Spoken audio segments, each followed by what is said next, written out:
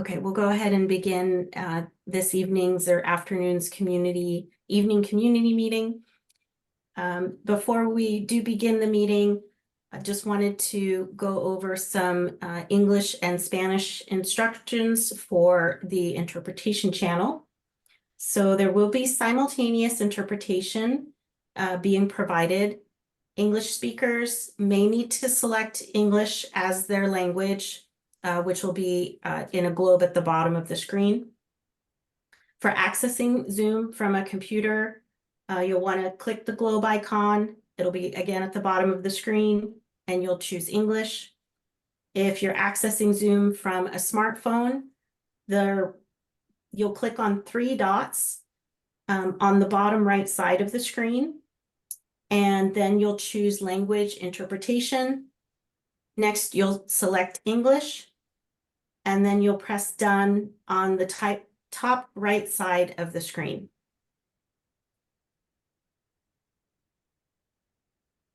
Now I'll hand it to our Spanish interpreter. Thank you, Stephanie. Appreciate it. Muy buenas tardes a todos ustedes. Esta reunión se llevará a cabo en inglés. Sin embargo, hay servicios de interpretación para que se pueda conectar junto con nosotros. En su pantalla, en breve, verá un icono, como está viendo en la pantalla, en forma de un mundo. Una vez que vea ese mundo, favor de presionar en el mundo y elegir español o Spanish. Una vez que lo haga, presiona otra vez para poner audio original en silencio para que de esta manera pueda escuchar solamente al intérprete con esta interpretación en vivo. Si nos acompaña por medio de un teléfono, favor de presionar en tres puntitos en la parte de encima de su pantalla y igual va a elegir interpretación. Si tiene algún problema de conectividad o alguna pregunta, favor de escribirlo en el chat, puede alzar su mano y con mucho gusto lo apoyaremos. Muchísimas gracias y que tenga una buena reunión. Back to you, Stephanie. Thank you. Thank you, Aldo. Feel free to assign us when you get a chance.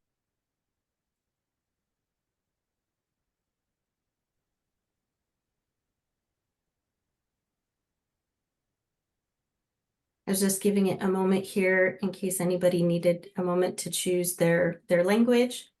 And so I'll begin now. Good afternoon, everyone. My name is Stephanie Parent. Thank you for joining us for our regular monthly evening community meeting. I am the lead staff person for this year's Clean Transportation Funding Plan. And we also call this the funding plan. I'm joined this evening by our funding plan team, as well as other CARB staff and management who will provide information about other CARB programs and initiatives. This is the beginning of a new year. Our Clean Transportation Incentive Funding Plan season will begin this spring. In the meantime, these monthly meetings will focus on implementation of our incentive projects and programs, guest speakers on topics we think you may find useful, as well as suggested topics for community members upon staff consideration. I'll now hand things over to my colleague, William Turner IV, who will be leading the evening community meetings for the next few months. William? Thank you, Stephanie. So good evening. I'm excited to be here, and I look forward to learning about CARB's initiatives and listening to you, the community. So thank you all again for being here.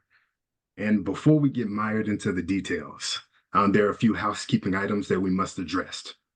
And so this meeting is being recorded and will be available on our meeting and workshops webpage in about 2 weeks, including the agenda, slides, and attendee list. And so staff will drop a link in the chat where this information can be found.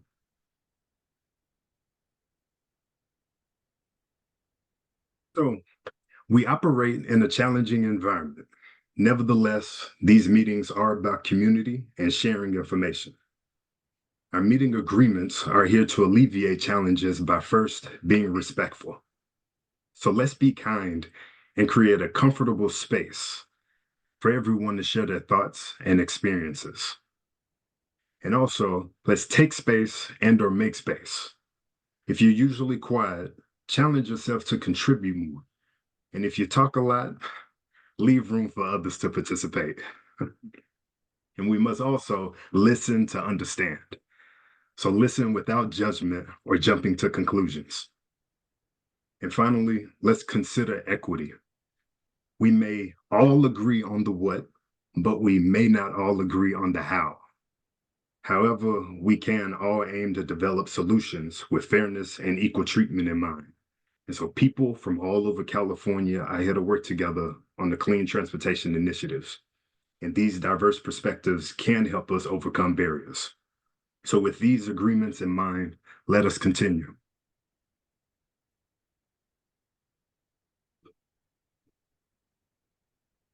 So our annual funding plan development process involves daytime public workshops and work group meetings on various incentive projects. However, we understand that community members face unique challenges attending these meetings compared to industry, government, and non-governmental organization representatives.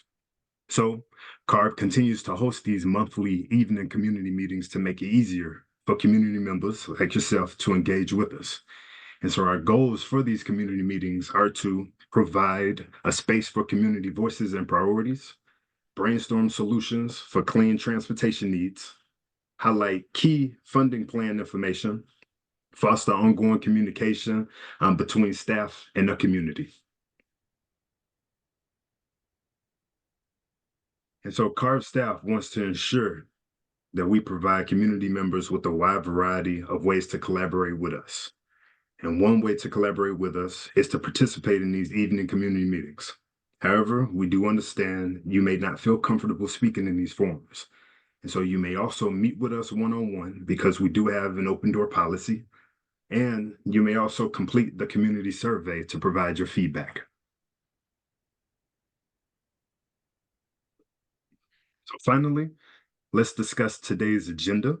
And so our first presentation will be Adult Education and Vocational School Zero Emission Technology Training Project, followed by statewide Clean Cars for All and financing assistance, followed by Clean Mobility Investments. We would then have a short 5-minute break around 6:05. And then from there, we will have a presentation about the e-bike incentive project, followed by regional outreach approach and strategies. And after each presentation, there will be time for questions and answers. And after all presentations, there will be more time for questions and answers. And so I will now hand it over to my colleague Desiree for questions and comments.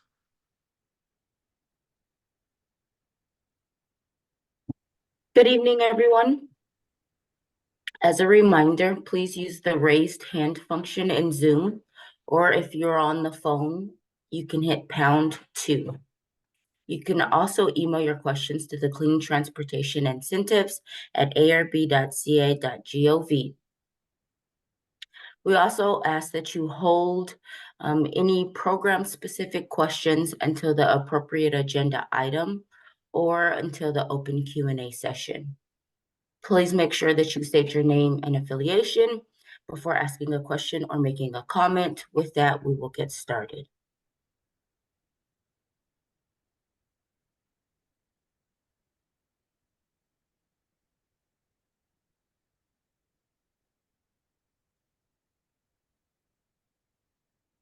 Hello, community members. My name is Danny Liu, and I'm the lead staff on Adult Education and Vocational School Zero Emission Vehicle Technology Training Projects. On August 25th, 2023, the California Air Resources Board released the Adult Education and Vocational School Zero Emission Vehicle Technology Training Project solicitation, offering $1.5 million in grant funds. The project's goal is to increase priority populations, including low-income and disadvantaged communities, awareness of and access to zero-emission vehicle-specific training, education, and jobs for individuals opting to follow an alternative pathway to university or community college. The project aims to create opportunities for building and expanding zero-emission technical and professional skills to support the reduction of greenhouse gas emissions and improve air quality. This funding supports access to relevant employers and high-road jobs that prepare students for careers in the zero-emission technology sector. Next slide, please.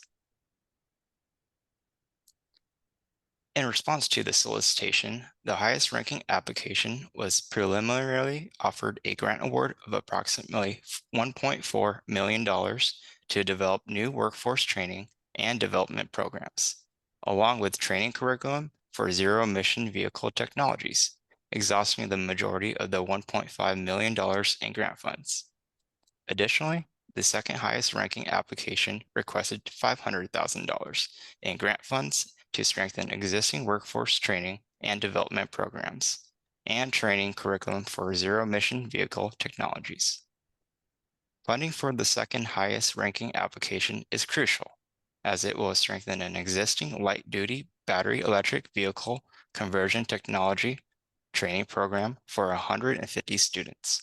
This program not only provides knowledge and skills necessary for job placement and career advancement, but also serves low-income and disadvantaged communities, aligning with CARB's commitment to increasing awareness and access to zero-emission vehicle-specific training, education, and jobs for individuals opting for an alternative pathway to university or community college. To fully fund the second highest ranking application, CARB will reallocate $400,000 from the fiscal year 2022-23 Clean Transportation Incentives Funding Plan's Administrative Support Surplus and $100,000 from the fiscal year 2023-24 Fundings Plan Administrative Support Surplus. The administrative support surplus is used for project development and administration by CARB to implement incentive projects funded through the funding plan process. Next slide, please.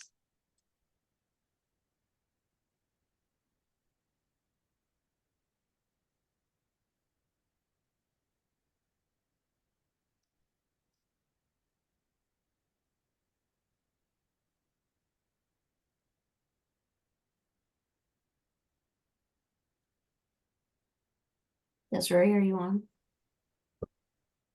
Yes, sorry. We do have one raised hand. Lenny, I'm unmuting you. Please make sure to state your name and affiliation before your comment.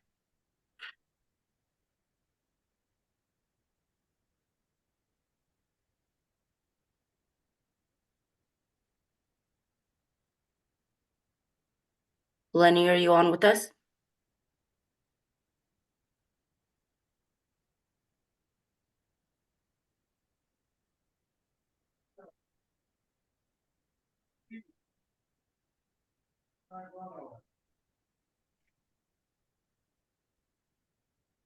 Okay, I'm not getting anything from Lenny. Maybe you can try it again.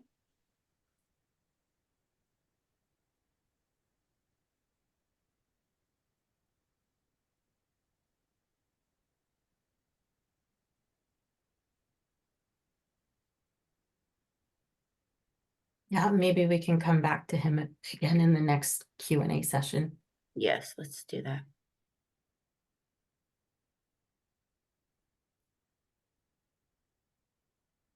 There are currently no more raised hands.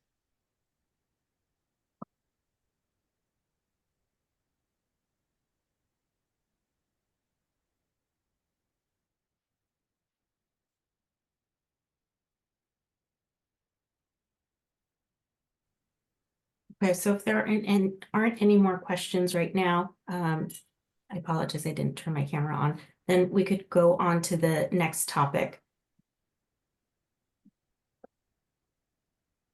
All right. Good afternoon, everyone. My name is Tiffany Nguyen, and I'm one of the co-leads for the statewide Clean Cars for All and Financing Assistance Programs. Thank you again for attending this evening community meeting. Looking forward to sharing some updates. So the statewide Clean Cars for All and Financing Assistance Program, which is anticipated to launch this year, will provide a statewide financing assistance program and expand the Clean Cars for All, also known as CC4A program, to air districts that currently do not implement CC4A at the local level. For air districts that already operate their own CC4A programs, this joint program will provide opportunities for collaborations as well as opportunities to support outreach and cross-promotion of programs. The table on this slide lists the 5 current air districts, the Clean Cars for All programs that are offered along with each program status. The programs offered through the South Coast Air Quality Management District, the Sacramento Metropolitan Air Quality Management District, and the San Joaquin Valley Air Pollution Control District are all open and accepting applications.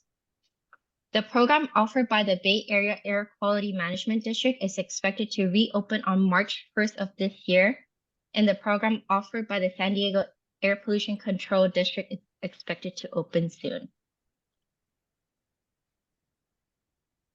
As a quick reminder, the Community Housing Development Corporation, or CHDC, was selected as the program administrator for this program.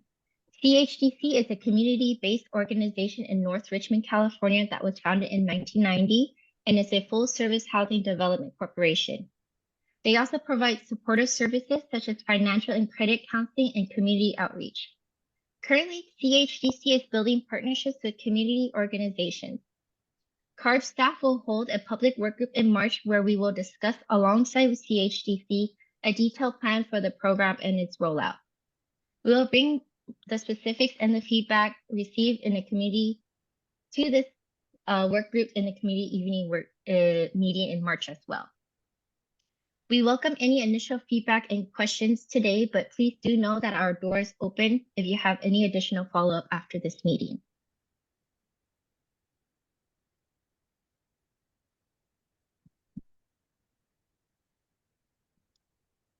Once again, as a reminder, please use the raised hand function in Zoom.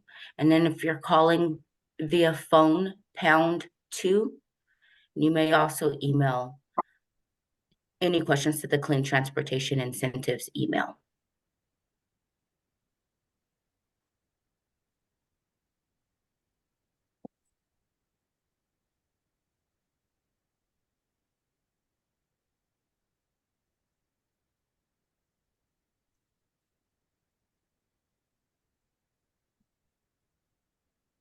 There don't seem to be any questions. We can continue on.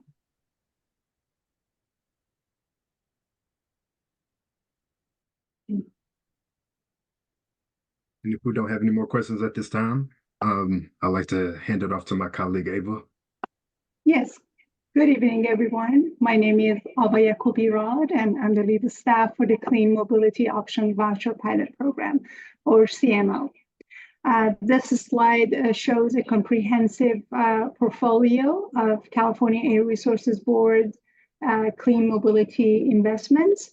These projects aim to support zero-emission mobility by helping to address the transportation needs of Californians living in disadvantaged and low-income communities, as well as Native American tribes. These projects provide funding for a variety of clean mobility solutions other than vehicle ownership. The regional clean mobility pilots from the beginning years of funding provided a foundation for CARB's understanding of the clean mobility landscape and investment implementation in priority populations, and continue to be supported through Clean Mobility Option Voucher Pilot Program, or CMO. CMO funded a statewide administrator, which was CalSTART, to provide funding for smaller scale clean mobility project, as well as community transportation needs assessment on a first come, first served basis. CMO administrator team also provides technical assistance for all awardees from the application phase through implementation. The other program that you see here on the slide is Clean Mobility in Schools, or CMIS.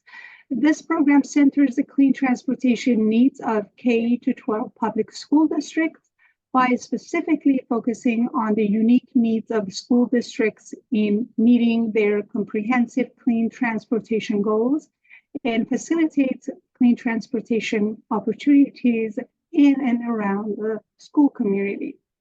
We also have the Sustainable Transportation Equity Project, or STEP, to provide larger scale community-led investment to address community-identified transportation needs and more focused on projects that reduce vehicles miles traveled. This program also funded planning grants in its first round of funding. And lastly, the Community Planning and Capacity Building Project, or planning, supports community-led planning and capacity building projects and localized technical assistance and outreach. These projects are intended to improve local understanding of residents' transportation needs, channel communities to the right incentive funding opportunity, and prepare communities to implement clean transportation and land use projects. Next slide. This table provides an overview of our current investments in clean mobility projects and planning grants. California Air Resources Board has funded clean mobility investments since the first two car sharing solicitations in fiscal years 2014-15 and 2016-17. And as a result, funded 7 pilot projects, which some are still in operation and some completed. From the past 2 solicitation windows in CMO statewide program, we have awarded 36 community transportation needs assessment and 37 mobility projects so far within the state. Our total investments in Clean Mobility Options program has been about $99 million. To date, we have invested about $47 million in clean mobility in the school projects, including 4 existing grants and 2 new awards from the request for application that was released this past summer. In STEP program, so far, we have invested about $62 million, including 8 planning grants, 5 existing implementation grants, and 3 new implementation awards from the recent request for applications. For the planning program, from the first request for application this summer, we are funding 7 successful applications, which will be funded through the program administrator, Data for Social Good. So far, we have invested $5 million in this program, including funding for the statewide administrator.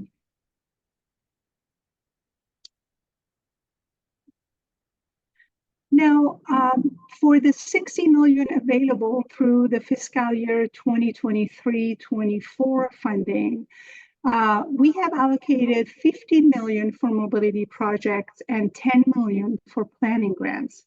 The $50 million will be split almost equally between Clean Mobility Options Program, Clean Mobility in Schools, and STEP projects for about $60 million each.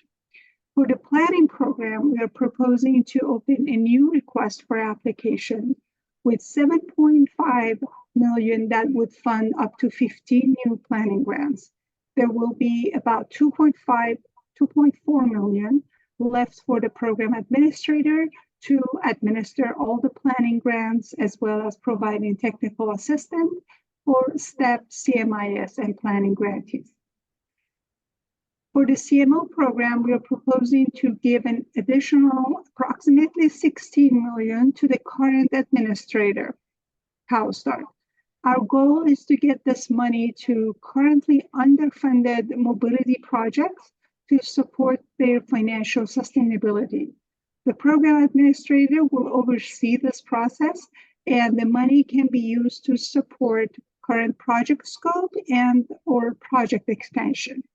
We also propose to dedicate some portion for the Clean Mobility Equity Alliance Network, it's CMEA, to continue to provide networking opportunities and training for CMO, STEP, CMIS, and planning grantees.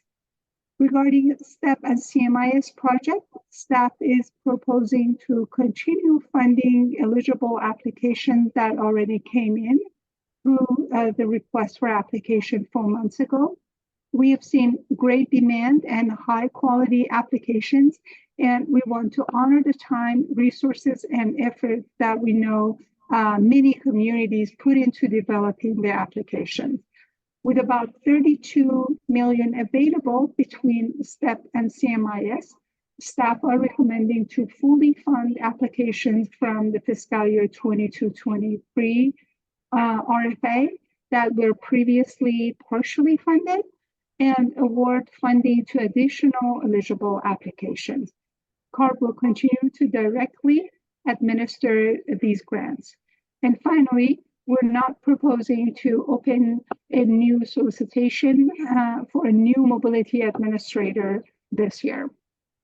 We welcome any feedback or questions on our recommendations today, and you always can email us and reach out to us directly afterwards too. So we do have one question.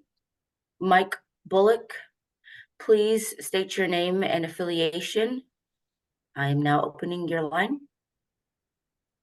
Okay, I'm muted. Yeah, my name is Mike Bullock, and I'm not speaking for any other groups that I belong to. I guess my question is at a little more of a top level. So I guess I noticed there weren't any other specific questions about the details of these particular items. But I just want to wonder, I want to ask about clean mobility, and does it include, for schools, as an example, kids that bicycle to school, kids that walk to school, kids that use transit to go to school, kids that carpool to school.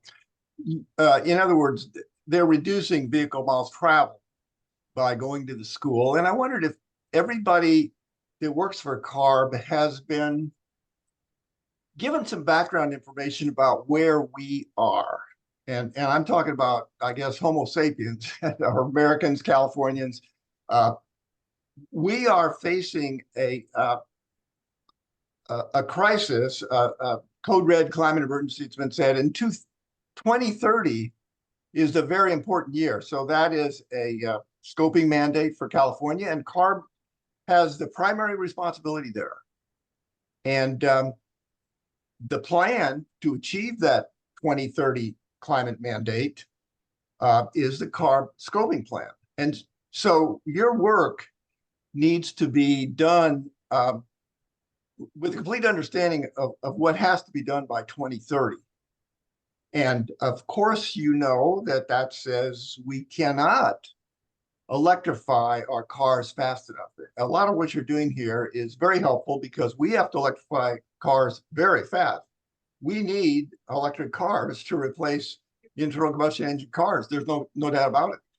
But CARB did the math, and there are other people. I don't know if you know those people. You're all working for CARB, but reminds you, I worked for Lockheed Martin for 36 years, and people have always asked me if I knew people that worked there. And of course, I almost never did because it's big. And I think CARB is probably that big. You may not even be aware of the CARB scoping plan. So many people are not. Cities are not. Counties are not. And we all should be, because it's about human survival. That's what that's about. That 2030 climate mandate just didn't come out of the clear blue sky. It came from the climate scientists, and they're telling us what we have to accomplish in terms of reducing our greenhouse gas emissions, or we are going to destabilize the climate. Now, I have a slide defining climate stabilization, destabilization, and I have slides that make it very clear why we have a climate emergency and all of that. I presented at the UEIC. That's kind of what you're dealing with. That's energy utility environment conference, and once a year. And I don't think they'd heard climate emergency. And just like this presentation here, the general public is listening to what you're saying, and you never preface by explaining why this is all so important. But what I want to get to about the CARB scoping plan and why it may or may not fit in with what you're doing and how you're thinking about this is that they said, there's no way we're going to electrify the fleet fast enough. In other words, there's going to be a lot of internal combustion engine cars in 2030. So we're going to have to reduce vehicle miles traveled. That's why I brought up vehicle miles traveled and people bicycling to high school, walking to high school, carpooling to high school. You just seem to be focused on the electrification, or getting people in battery electric vehicles. That's wonderful, but nevertheless, the words that you're using, clean, it should cover people that maybe they'll never be able to afford car insurance. They'll never be able to afford a car. They bike because they have to bike, and what do they find when they get to high school? They find a great big parking lot. That's a lot of money. So let's go back to the CARB scoping plan, because CARB scoping plan quantified it. CARB finally got honest and got smart and did the math. And they say we have to reduce driving 25%. That's vehicle miles traveled per capita, 25% relative to 2019. That before COVID, we were driving at some rate per capita. We have to reduce that 25%. Who thinks that's easy? Who thinks that was easy for CARB to be that brave to tell the truth? Well, that was their job. They had to tell the truth. And they didn't want to, nobody wants to hear reduced driving 25%. But wait till you find out how you do it. By 2030, you do it with, you have to double transit service, and everybody thinks that's great, but that's not enough. That will absolutely not work. You have to do three things. And there's a lot of words there. It's not, I'm a systems engineer and I wouldn't write a plan that way, but nevertheless, if you're going to conform to the plan, like what your work should conform to CARB scoping plan, because that's the most important thing that CARB's done. That's the most important thing that California has done in the history of California, because that's how important climate stabilization is. I'm talking about food prices going sky high, mass starvation leads to extinction. That's an unbelievable level of suffering. We want to avoid that. And the climate scientists told us how to do it. And the CARB scoping plan tells us how to do that. The first thing is the 2030. Now they're net zero by 2045. Don't even think about that. 2030 is breathing down our neck. It's so soon. And so how are you going to do it? Okay, double transit service. Then it's got to be pricing. That's why I talked about that big, expensive parking lot at the high school. Priced parking is over and over again in the CARB scoping plan. Does anybody think that was easy politically? And CARB is not very good at politics, because you talk about managed parking. You never say priced parking. It is priced. That's honest. Priced parking. But you got to say managed. How do you manage it? The first thing you do is you manage it for the financial gain of all the students that go to the high school. I don't care if they're too poor to own a car. What's the matter with those people? They're just as good as the kids that can afford a car and insurance and everything else. So whether they are very wealthy or they are not wealthy, they get the same amount. How do they get it? By spending time at the school. They get the earnings from the parking lot. And so on and so forth. Now, I've presented this car parking system to equalize things. I mean, in apartment complexes, people can own 5 cars or no cars. They pay the same rent. If they get the same square footage, number of bedrooms, they pay the exact same. That's not fair either. We need social equity will take us a long way here. And we're talking about people can't, feed their kids, and they're paying $50, $75, $200 a month, too much money, because they don't happen to have a car. Nothing matter with not having a car. Nothing matter with having 5 cars. Nothing matter with being wealthy. You can afford a lot of parking, but it shouldn't be tied up in the rent. It shouldn't be bundled. You want to unbundle. And that same kind of thing at schools. There's a very expensive facility that we taxpayers are providing at schools, and I agree with it 100%. We give them this big parking lot. Now, how is it operated? It's operated this way. If you're wealthy enough to have a car, you get the most value out of it. If you just get to drive Monday, Wednesday, Friday, you're at 60%. If you drive once a week, you get 20%. If you don't have a car, you get 0%. No, everybody should get the exact same percentage. And, you know, so I don't know if any of this has made any sense, but I appreciate you listening to this, and I'd love to show all of you these slideshows, the slideshow that I have. I mean, it's on my screen right now. I mean, we can do share screen and I can show you the same thing. And I show it to a lot of different groups. People are running for political office. Certainly, I think that, you know, people, city councils and planning organizations need to understand how important parking is.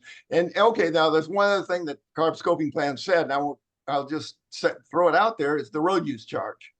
We need an equitable, it has to be means-based, not the gas tax. We need to get rid of the gas tax. The gas tax is very unfair. People that are have so little income that they are living in their cars, and they go buy a gallon of gasoline so they don't freeze to death at night. They want to run their car and run their heater, and they pay the exact same gas taxes as somebody who earns $1 million a year. They go to buy gasoline. I mean, how could a tax be more regressive than that? That's really regressive. Somebody who makes $1 million a year pays the exact same gasoline tax as the person who's sleeping in their car. They have no income and no wealth at all. And, you know, 1908, Oregon invented the gas tax and wealthy people had cars. So it made perfect sense. The gasoline tax is fine until about the 40s, 50s, when almost everybody started owning a car, and then it was unfair. But it's, you know, we didn't have the technology. We have the technology now, and CARB says, CARB is the most important organization in the world, because I don't know of any other state. I've talked to people in Dallas. I was in Dallas and they had their convention. There are people from all over the country. California is a leader. California has CARB. CARB was assigned a task. They've never done their job before, but they did their job. They calculated what we needed. Okay, we need a road use charge. We need priced parking. We need reduced driving 25%. We need to double transit service. And everybody that is interested in government should know all about CARB and that scoping plan. And certainly the people that work in CARB should be really proud that they work in an organization. I don't know, they hired these people, came in. The people that have been at CARB for a long time, I don't know what they thought, because suddenly CARB did the work and told the truth. So anyway, that's what I got to say. Thank you very much. Thank you so much for your comments. Yeah, Mike, I appreciate that. Tabitha Willman, I'm a manager at CARB. I actually had the privilege of helping to work and write part of the first scoping plan. So I appreciate all the kind words and your sentiment as far as what the scoping plan contains. And it contains a lot of things. It's our road mapping to getting to where we need to be in a very, very short time. And you're right, the urgency is there. When it comes to the transportation sector, I know we used to, back in the day, talk about the three-legged stool of transportation emissions and the need to focus on cleaner fuels and our low carbon fuel standards, the need to focus on tailpipe emissions and working with automobile manufacturers to make our cars cleaner and able to utilize those cleaner fuels and cleaner sources. And then third is that, you know, VMT reduction piece. How can we promote mixed use land use and get people out of their cars and help support public transit and other cleaner types? And it's hugely complicated. And I appreciate the fact that you've commented on a lot of the things and how they relate together. I think one of the things that we are trying to focus on with we're not trying to solve the whole problem with our investment projects. We're picking a piece of this. We have a piece of it. We've, you know, the brilliant people at CARB working on the fuels and the low carbon fuel standard and renewable portfolio standards and all of the other things that are outlined in the scoping plan. CARB is a huge agency. We've got a lot of people working on a lot of different things. And really the focus of ours is, while we do work and try and work with the manufacturers, we've got regulations that are focusing on that, but we are also trying to incentivize folks early on, incentivize the technology, like getting people to be more comfortable with zero emission technologies and be able to trust that they can get them from point A to point B. And that they're going to be there when we need it. And we still have a ways to go. We're not there yet, but we're incrementally chipping away at this issue and trying to get California and the world to be where we need it to be. And so, our incentive programs are focused on light duty and heavy duty. And, initially it was the technology. Now it's working on how do we help folks who maybe wouldn't take advantage or wouldn't use that technology without having that extra boost or that extra incentive and financial incentive? Because you're right, there's folks out there who don't think that the technologies are for them, or that they don't understand about the technologies, or they think that they can't afford them. And so how can we help bridge that gap? And I think that's what some of our programs are doing. But I really do appreciate your making the connection. I know the scoping plan's updated every 5 years, and CARB does a lot of work to make sure it's moving us in the right direction. And we definitely are aware of and want to keep in mind all of the things, but also understanding that, it takes a lot of different efforts to make all of that happen. And so ours is just one small piece of the big puzzle that's needed. But we really appreciate your thoughts and your comments. And I think as far as, learning more about your presentation, we would want to take that offline and connect with you separately on that. Thank you, Tabitha. So we have 2 more questions. James, I'm going to unmute you. Please remember to state your name and affiliation.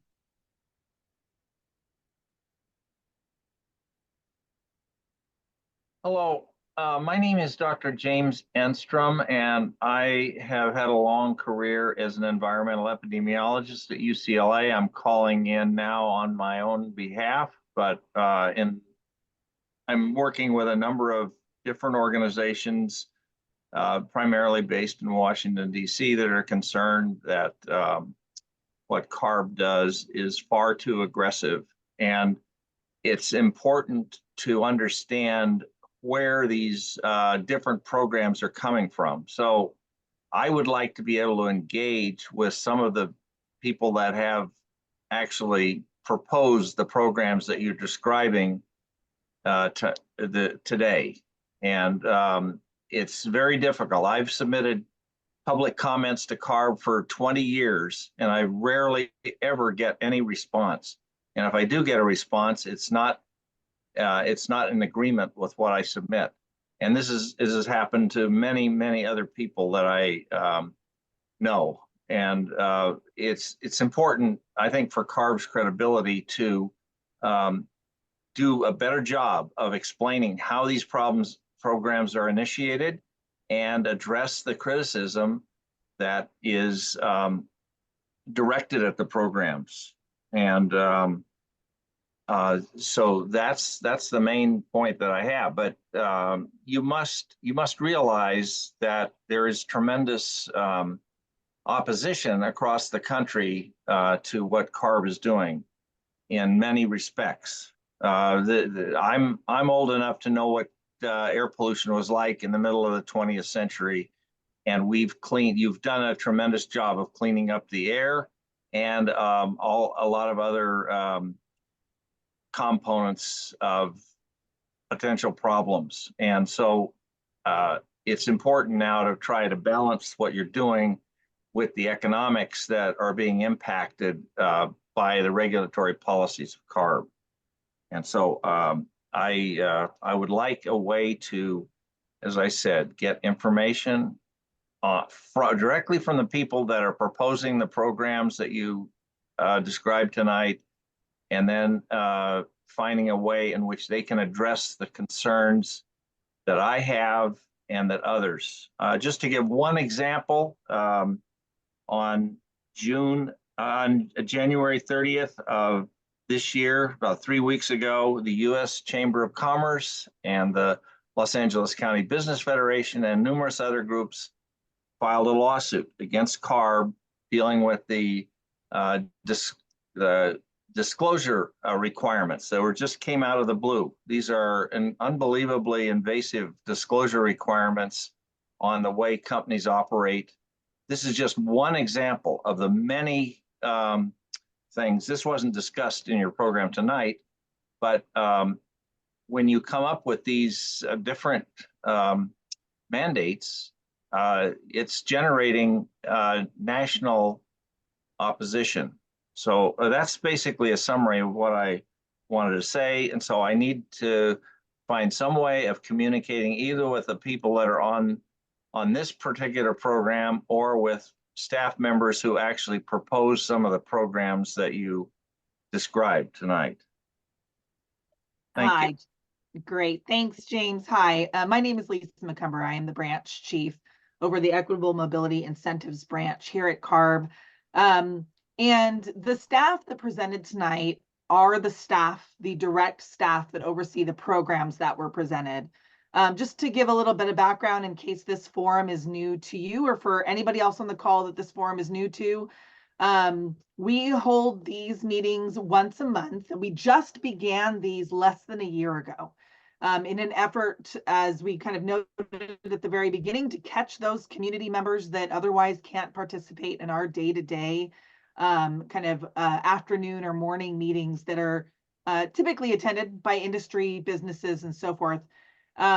These are focused and starting really with our low carbon transportation incentive programs, although we recognize there is a need to bring a lot of the other work that CARB does to this forum. And so occasionally you will see on the agenda either other incentive programs or some of the regulatory activities that are taking place at CARB as well.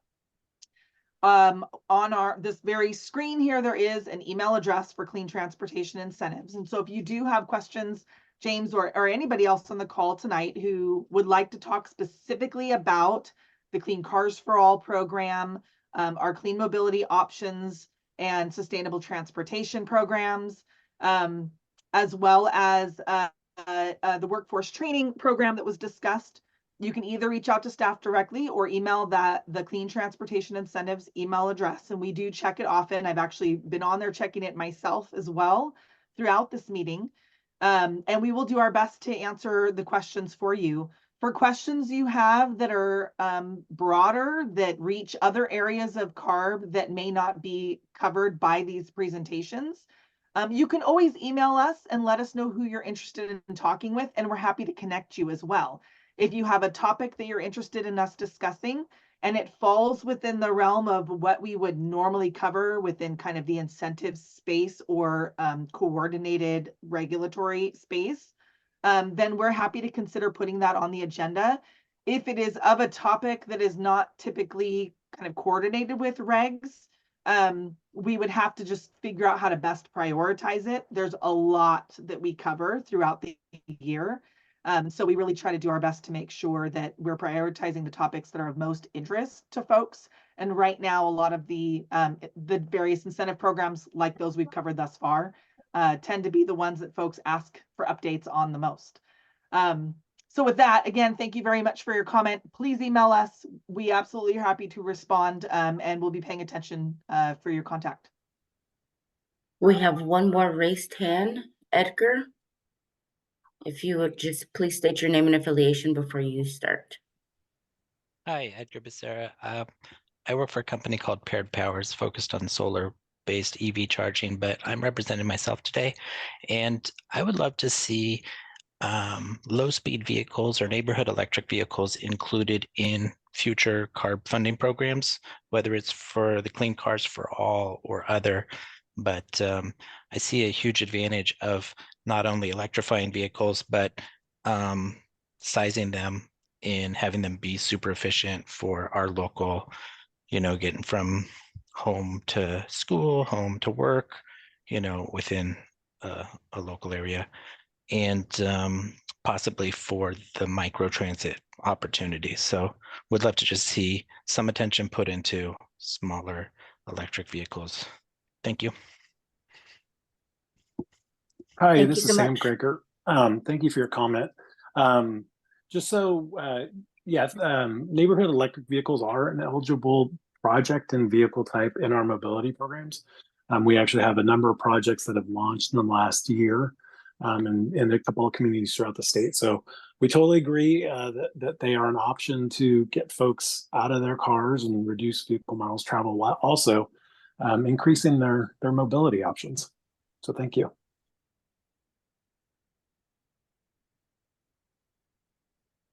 We currently have no more raised hands.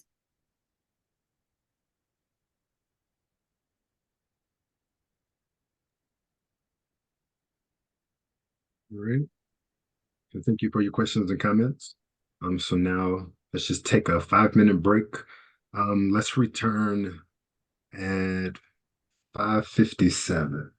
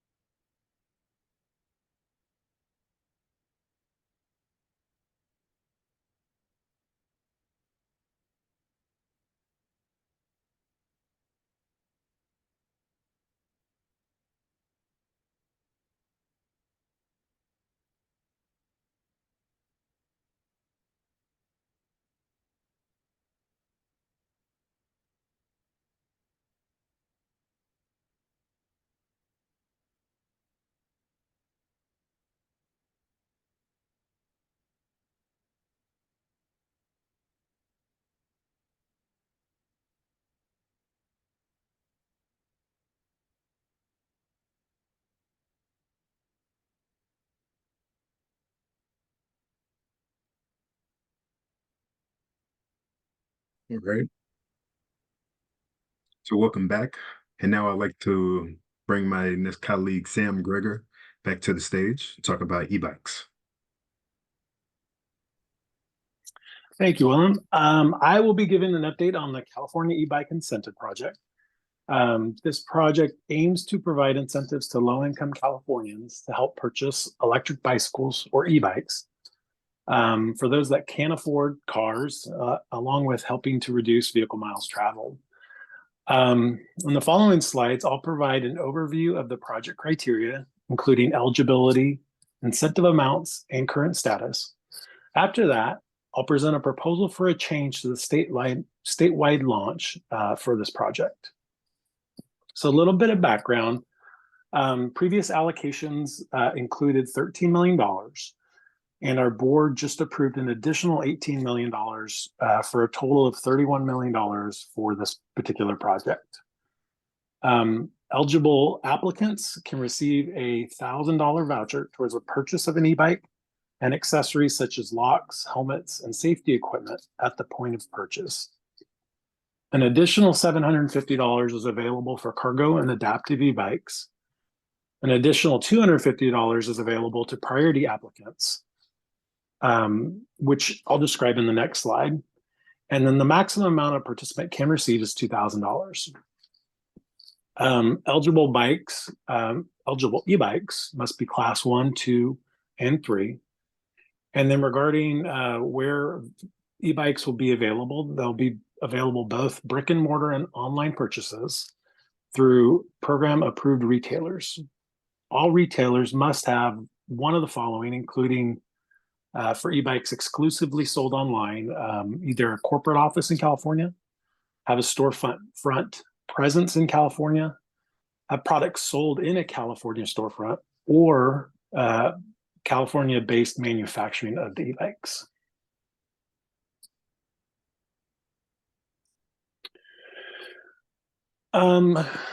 For this project, eligibility includes, this is open to California residents that are 18 years of age or older. All applicants must meet income thresholds of 300% or below the federal poverty level. Priority applicants must either have an income at 225% or below of the federal poverty level, or reside in a disadvantaged or low-income community. This table gives examples of income thresholds for different household sizes. These values are from the most recent guidelines for 2024. This table outlines the incentive amounts based on the type of applicant and e-bike that I explained before. For example, an applicant who has a household income and applies for a standard e-bike is eligible to receive a $1,000 incentive. A priority applicant is eligible to receive an additional $250 for a standard e-bike. Cargo and adaptive e-bikes, typically a trike style e-bike, are eligible to receive $1,750, and priority applicants can receive up to $2,000 for those two types of bikes. As a reminder, base applicants with a household of one would need to make $45,180 or less to be eligible, and priority applicants with a household of one would need to make $33,885 or less to be eligible as a priority applicant. The project is currently working through a soft launch phase. This includes working with communities across California, where we aim to provide robust outreach to residents through working with local dealers and community-based organizations. This includes providing resources and application assistance, providing a wide variety of e-bike options, and both online and brick and mortar retailers for applicants to choose from. The soft launch will also help us test our systems and address any programmatic issues ahead of the statewide launch. Currently, staff and the program administrator, Pedal Ahead, have begun expanding outreach and retailer networks. This includes onboarding e-bike retailers throughout the state and continuing to work with more community-based organizations, both through this project and our other outreach project called Access Clean California. This work will help ensure that the California e-bike incentive project is providing California residents with a wide range of e-bike options to fit their needs and opportunities to prepare applicants for the statewide launch. Currently, we have been preparing a statewide launch that is set to have one application window in the spring of 2024. The single application window allows for an expedited release of project funds to reach applicants and meet the high demand. However, because we have $31 million available now, staff have looked at a variety of options for this amount and are proposing one option. Rather than opening one funding window, this option includes to hold multiple funding windows over the course of the next year. Multiple funding windows can provide greater opportunities for applicants to apply. Staff does anticipate that there is going to be high demand for this project, so providing multiple application windows will provide more opportunities to receive an incentive if applicants are unsuccessful in the first windows.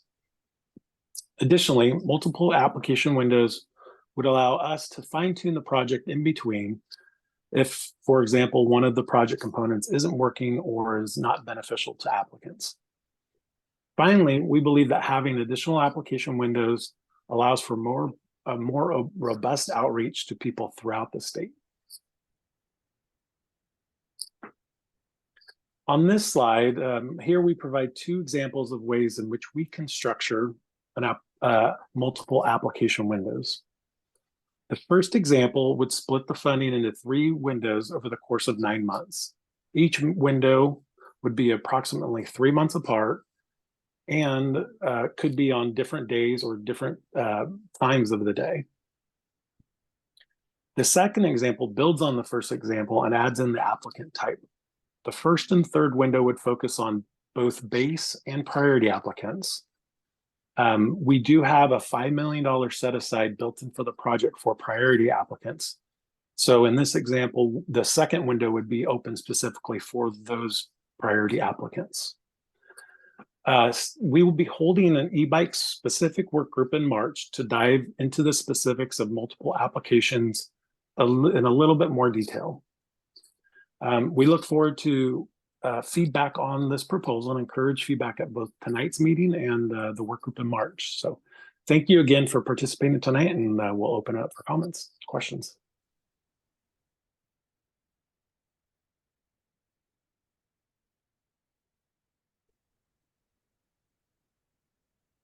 So once again, please use the raised hand function. If you're calling by phone, #2. And then please state your name and affiliation before asking any questions or comments. We have one raised hand function. Mike, I'm going to unmute your line. Okay, well, yeah, thank you so much. And again, I'm just speaking of myself. I'm Mike Bullock. I live in Oceanside, which is North San Diego County. I am the community outreach lead on Oceanside's bicycle pedestrian committee. We advise the committee on bicycle and pedestrian issues. Obviously, the plan is extremely well thought out. I thought the slides were excellent. They did a good job of explaining how you're going about giving this money away and trying to get the most out of it and be equitable in who gets these bikes. I noticed 13 million there. Of course, that would buy 13,000 bikes at 1,000 apiece. And then I saw 31 million, so maybe you get 31,000 bikes. You know, it's very helpful to people, and I think there's a chance it would reduce vehicle miles traveled. I noticed the class 1, 2, and 3. They get real fast, and you know, they're not allowed on some off-road trails because they do go so fast. I see e-bikes all over the place here in Oceanside, and I think that people are allowing their high school students and maybe even middle school. Well, I know it's middle school. I see those kids, and a lot of times there's 2 to a bike or 3 to a bike, and I mean they're really using them. And I think the parents are benefiting. They don't have to drive them so much, and that cuts into vehicle miles traveled. And maybe these. It's interesting because they do go so fast. They ride those things a little bit more like their vehicles, and actually that's the way to do it. I've been a bicyclist in my early 20s. I was working at Lockheed Martin in the 70s, and I became every single day bicycle commuter. Never had a electric bike. I say the same thing I always did. I would probably get one when I got old, but if you saw me, you'd get that joke. But anyway, I still bicycle, and you know, that's a really valid comment that I would like to make. I can't agree with everything. I'm not adding any value, right? I think that you should allow just pedal powered bike. Just if somebody wants to buy a $1,000 bicycle and it's not an e-bike, I don't know why my state of California discriminates against that person.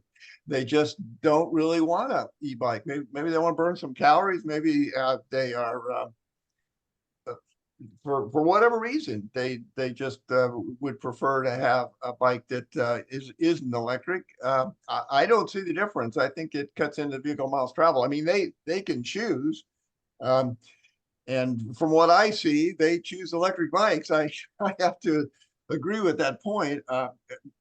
And there's a lot of concern. You know, the Bicycle Pedestrian Committee, we teach people how to ride their bikes in traffic. On cars, I mean, amongst cars, sharing the road, and traffic skills 101, I think they call it. It's an outgrowth of a guy named John Forrester who wrote a book called Effective Cycling. When I was, in the early 70s, when I was getting into this thing, I knew John pretty well. And our class is even more important now that all of these e-bikes are out there. And so we want to prevent people from having accidents. And I think that is a way you might want to reconsider. Just let me suggest something, and that is that you subsidize those classes.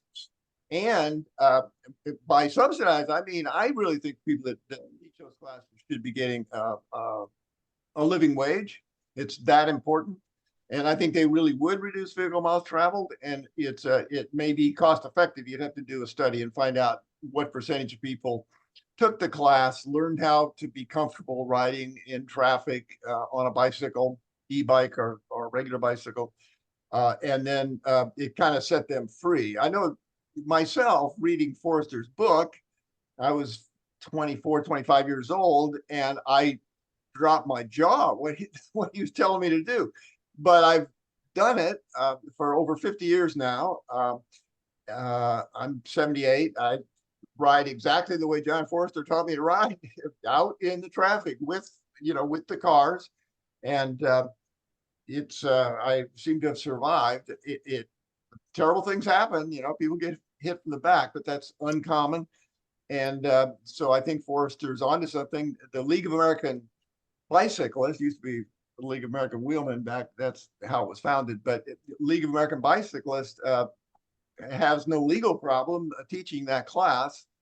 So I think it works pretty well.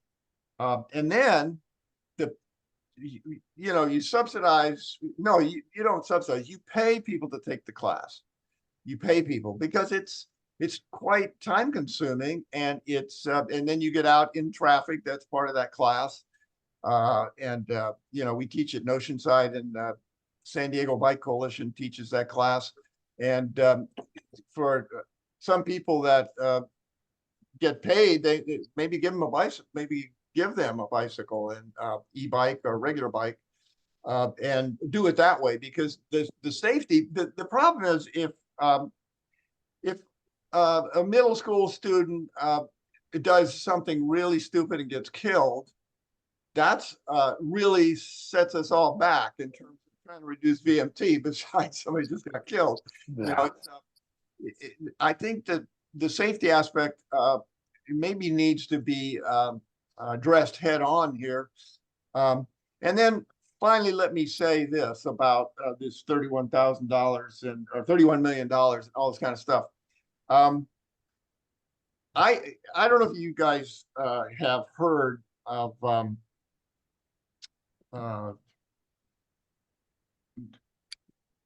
gosh, I'm drawing a blank here, having a senior moment.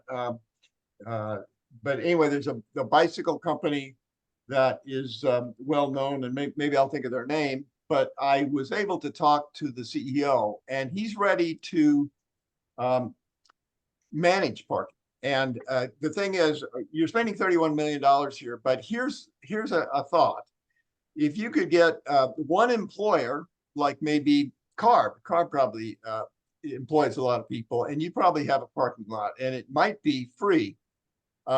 Oddly, I hope it is. If it's a parking garage and you're paying market rate, that just doesn't work so well. But most people actually get free parking. And so, but if you get a vendor, you know, it's Ace Parking, of course. The CEO of Ace Parking is ready to reinvent his company and manage parking along the lines that I'm talking. And by the way, it would include social canopies, so solar canopies and charging stations. That would be part of it. But the main thing would be operating it for the financial gain of the people for whom it's built. And so it works in a shopping center. It's interesting. And that's kind of a mixed use, think about it, or a mixed use building, or just an office building is the easiest. And that would be like the city of Oceanside. I mean, I'm all over them about doing that. I delivered a paper at AWMA, that's Air and Waste Management Association, in 2010. And they put me on an urban planning group a session.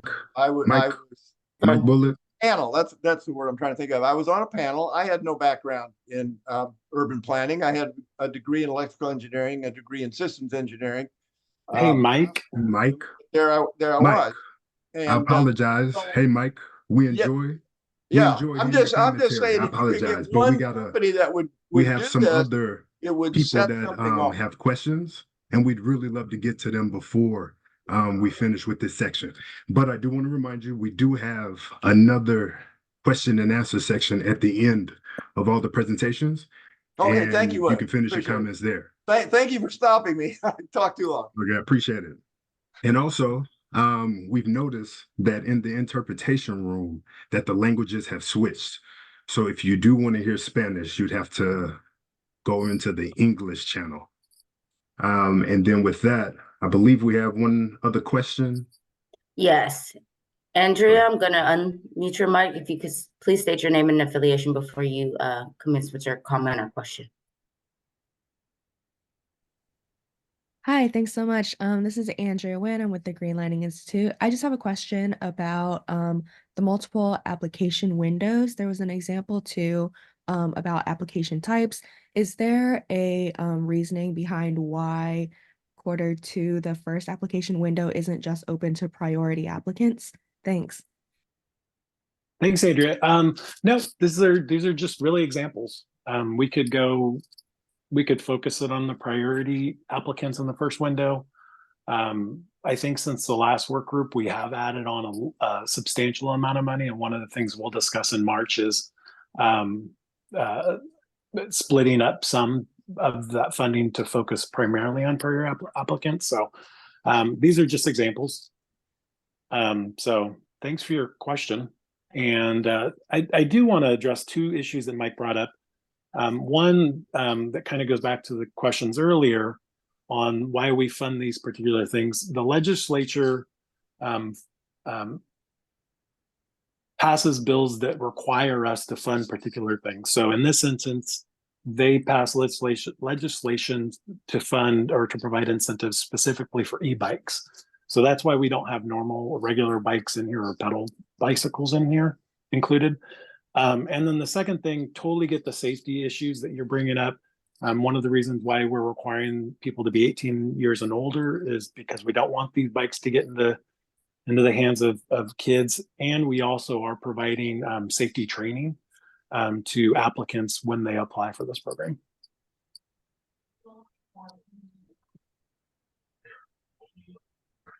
Are there any other questions? I can't see the hands raised on mine.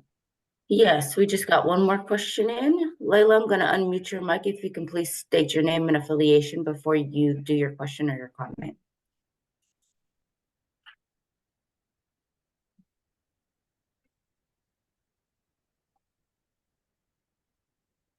Hello? You hearing me? Yes, we're getting some slight feedback. Maybe if you just lower your volume just a slight bit. Yeah, I'm trying. Okay. Anyway, my name, no, I have to fix that. I don't know what's going on.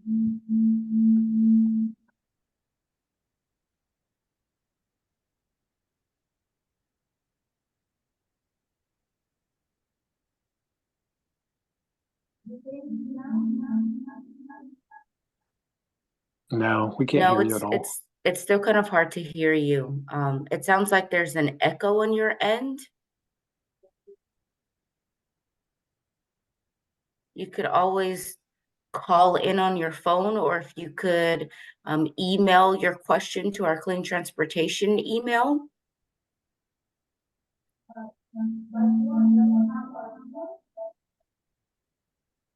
Desiree, sorry to interrupt. I'll just jump in and say, is it Lala? If you have two devices that you're listening to the meeting on. Can you hear me now? Good? It is better now? Yes. Oh, good. Okay, I fixed that. Okay, thank you very much. My name is Lala Gamirov-Nost. I am receiving many emails from all energy sectors from DOE and many companies, organizations, the same as CARB. And that's why I'm here. I was invited to attend webinars. I am presenting new technology which can substitute 80% of heavy batteries, because most of pollution depends on how heavy transportation is. So it is my question, what kind of batteries you using mostly? It is flow batteries or based on lithium? I just came from San Diego. I asked this question. They don't know any another on the lithium based, which has many disadvantages, including flammability. But maybe you're using flow batteries. What kind of batteries you using? They now in process of development, this flow batteries, but they are very heavy, much heavier than, but energy density high, which means that, for example, a watt per hour will be higher, but very, very heavy. They are now in process of development. It is going on 20 years. So I just want to know what kind of batteries you're using. Hi, so I was having a little bit of trouble understanding your comment, but I think you wanted to know what kind of batteries we allow for purchasing in the e-bikes and other vehicles. Yeah. We have. I am not a battery expert. I don't know if there's someone else on the line, but we're more than happy to touch base offline to talk with you about this issue. Yeah, of course, because maybe I will contact with somebody. You give the email address. Yeah, I can maybe test that, because it was interest, and I was advised to apply for some project and so on and so on. I sent pictures, I sent my files there, and after that it was interest for that technology. It is first time I am presenting it in North America. I am now in Canada. I have two citizenship, Israel and Canada, and I can apply for special new program without just for green card. and without visa, because there is new program for professionals in different areas, including, of course, technologies for climate change. So, but it is another issue I'm talking. I just wanted to know what it is. If you heard about piezo technology, piezo, it is energy materials, and it was first created as soft crystal. There is no in the world soft crystals. It is bender, actuator, transducers. And when you put it under your tire as array, just drive the car and you provide it electricity. Because they produce electricity under any kinds of pressure, motion, vibration. I sent application because I am receiving about 40 emails every day. I can't really answer and go through all of them, but now I am receiving many emails from CARB. I mean, really a lot. And I have, of course, some questions, and one of question, it is what kind of, because batteries very heavy, and all pollutions mostly coming, how heavy vehicle are. So that's why it is the first question, why there such pollution? Maybe you know some data about that. Maybe you can give me the kilowatt per hour, or so I will know what is the density. There is, for example, one battery producing how much energy. So if you know something about that, it is okay. If not, I will send my question, and maybe somebody can contact me. Yeah, definitely send it into the email that's on the screen now, and we'll get back to you on that. Yeah. All right, thank you. Thank you so much. I appreciate it. Thank you. Layla, what I will offer you real quick right now is that the majority of the batteries that the manufacturers offer in both the cars and the e-bikes for the programs that we fund are typically lithium-ion batteries. That is where the industry is right now for the majority of zero-emission vehicles. So, but please send us your questions, and we can hopefully provide additional details up beyond that.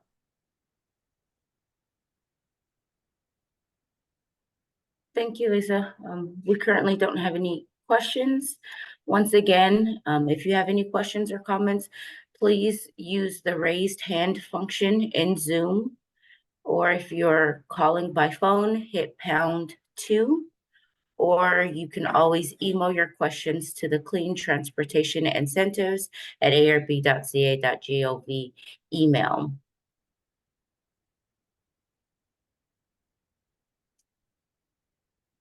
For our next presentation, I'd like to pass it over to Larry. Good evening. My name is Larry Riera, and I am staff in the Clean Transportation Assistance and Outreach Branch. Tonight, I am introducing a new outreach effort. The purpose of this new strategy is to increase education and awareness of our clean transportation regulations, programs, and to provide training to communities. The goal is to expand our community outreach and to deepen community engagement.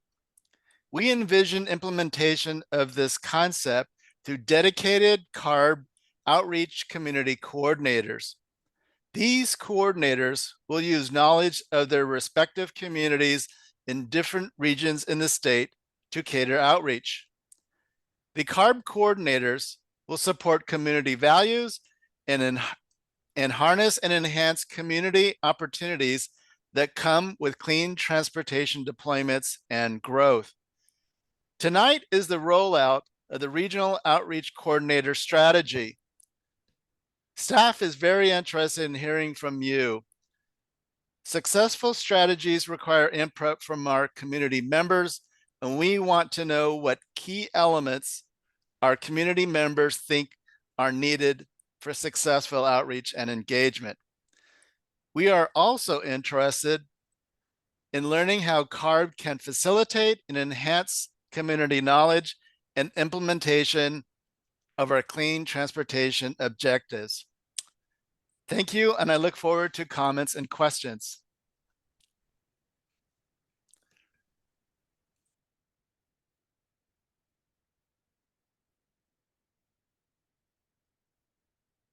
There are currently no questions at this time. Please remember to use the raise hand function in Zoom, or if you're calling in by phone, hit #2. And also you can also use the email and email your questions to the Clean Transportation Incentives email. We'll give it just one more moment.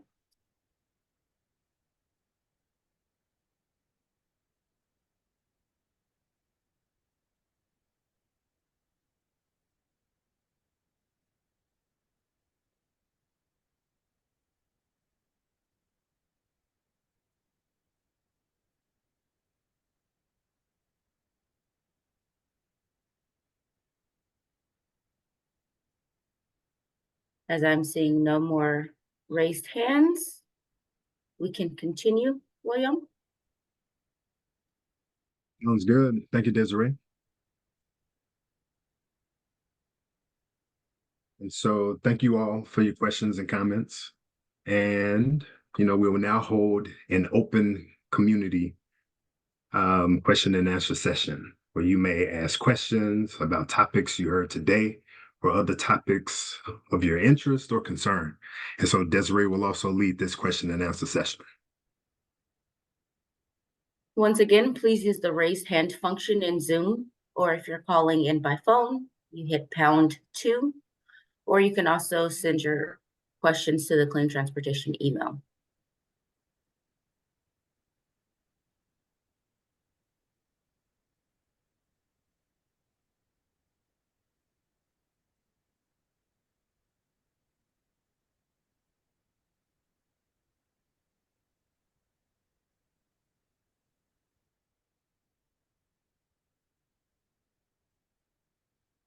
We do have one question. We please ask that you keep your comments or questions short to a minimum to allow for any other community members who might want to speak up. Mike, I'm going to unmute your line.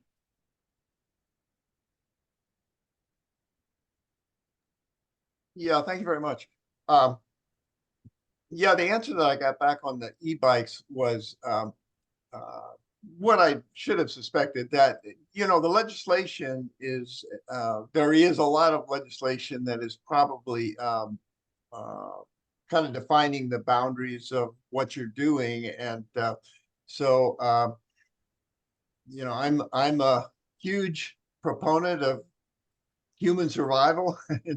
I think we all are. And so that means 2030, we need large reductions. And so I'm a huge fan of the CARB scoping plan. I mean, that is the plan to do that. And so I'm looking for projects to support that. I'm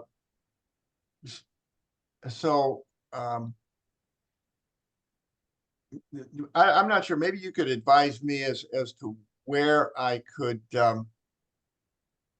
and get CARB. I mean, does CARB ever request legislation or suggest legislation? I would say the CARB scoping plan screens out for legislation. I mean, how are you going to price parking? That has to be widespread by 2030. And it sounds like it's not going to fit into the work that you're doing, although data shows that if you take so-called free parking, and believe me, there's no such thing, it reduces people's wage. Their take-home pay is less because they don't get any earnings from that parking. It's just like you use it or you don't use it. That's a very unfortunate way to operate the parking for the good of the employees. The employees would like the money. And of course, I've delivered that paper at a lot of conferences, and it's also been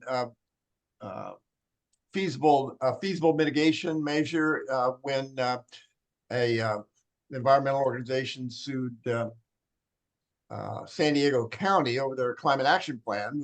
We said that they right downtown in a place where, you know, free parking is absurd.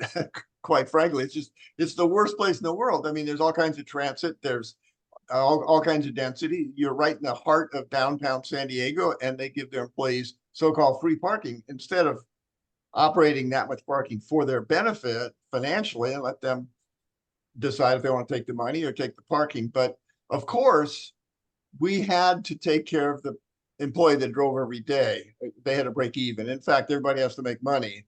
And Ace Parking CEO says, yes, everybody can make more money. And better systems spread rapidly. So that's why this is so important. And so I would like you all consider all these different programs and see if there's any way you could get managed parking in there, looking at the legislation and looking what the rules are.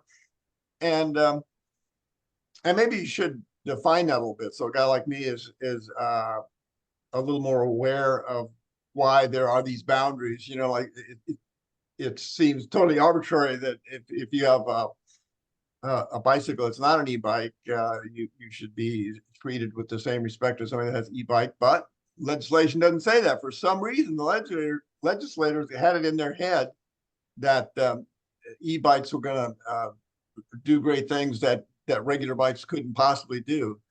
And that's, you know, we elect those folks, and they do what they do. So anyway, and maybe this is helpful. I am in the process of sending you my my PowerPoint presentation, which you will see. It makes everybody see how important CARB is in the world, because hopefully the state will set an example. But you've got to get something. You have to involve the private sector, because the private sector does things fast. Believe me, the government doesn't do hardly anything fast. It sounds like the programs you guys are doing, it's rather tiny, but it's, I mean, you know, we need to be spending billions and you guys are spending tens of millions, but you're doing a great job. You're maximizing the benefit of spending that money. So I appreciate that. But what is really going to save us is, you know, like Uber is better than a cab. You know, cabs existed forever, and that was fine. And then Uber came up with an idea that was better, and a better idea wins out. And managed parking is better than so-called free parking.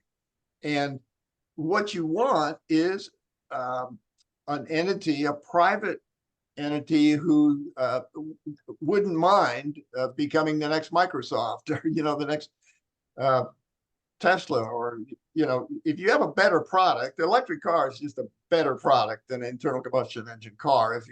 I have a Tesla, and internal combustion engine car is a joke to me now. It's such bad, terrible technology. But, and that's what this parking is. It's managed parking. If you manage it properly, it is a much more efficient way to go. But you need the private sector to do it. The employees have to be thrilled, okay? It has to be appreciated by 70–80% of the employees, and then other companies want the system. So, and they are willing to sign a contract. And it's, you know, I worked for a company that built and designed and did satellites for the Air Force. The Air Force got all the benefits, but the Air Force didn't know how to do the satellites. We did the satellites. Parking is not a satellite, but it is complicated. It's a little, and, you know, you have to use some technology. If a company's focused in on it, that's what Ace Parking would like to do. And hopefully there'll be a lot of companies that will submit proposals. And so see if you can figure out a way to get CARB, because CARB just says priced parking, which isn't very politically astute. You need to say managed parking. But they're right. The math they have is right. And the only way you're going to get it real fast is pricing. None of the things that you guys have talked to is exactly pricing, but pricing would get people to reduce their vehicle miles traveled. And you Hey, are Mike, accomplishing that. Okay, thank you. we'll look for your email. Please make sure to go ahead and send us over that presentation. We do have one more Thank race you. caller. Miguel, I'm going to unmute your line. If you could state your name and affiliation before you begin. Miguel Martinez, Go Power EV. I know this is being recorded, so how will we receive the URL so that we can review this meeting tonight? I can jump in on that, Desiree. The meeting recording, usually it's available within about 2 weeks after the meeting, and we will post it on our webpage where you found the information, or maybe you didn't find it, but there's a webpage that includes like our agenda and the presentation registration link. And so we post the recording on there as well. And I believe staff have dropped that in the chat previously, but we will drop it in again. I believe toward the end of the presentation, we might have a moment where we drop that in again for you.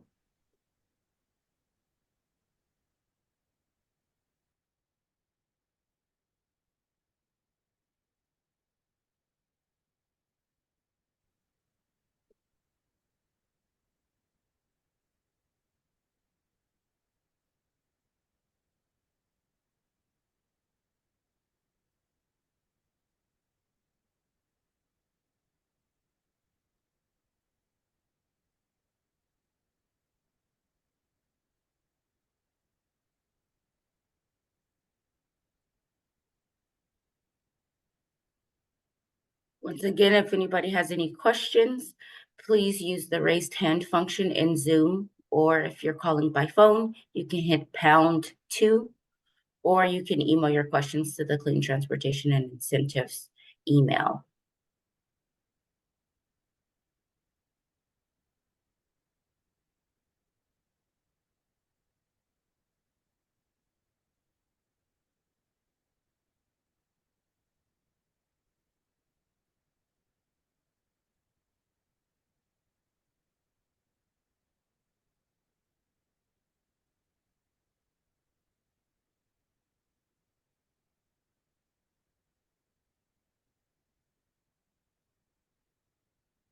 There are currently no additional raised hands that I can see.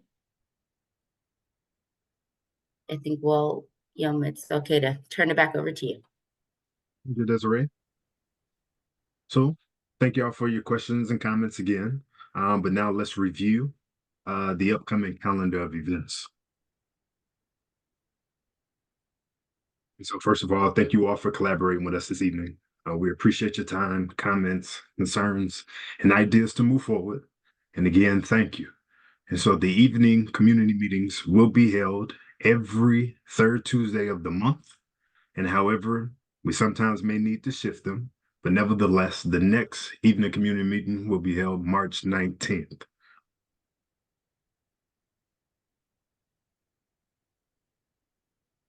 And so again, thank you all for your time and collaboration this evening. Please contact us to say hi and or provide an update on how something may or may not be working for you and your community. So we are here to listen. And you can reach us at our team's email at cleantransportationincentives@arb.ca.gov, which staff will drop in the chat shortly. And to keep your inboxes up to date on the funding plan process, please subscribe via the listserv link that staff will also drop in the chat. And so again, thank you. And I look forward to hearing from y'all between now and the next meeting in March. Enjoy.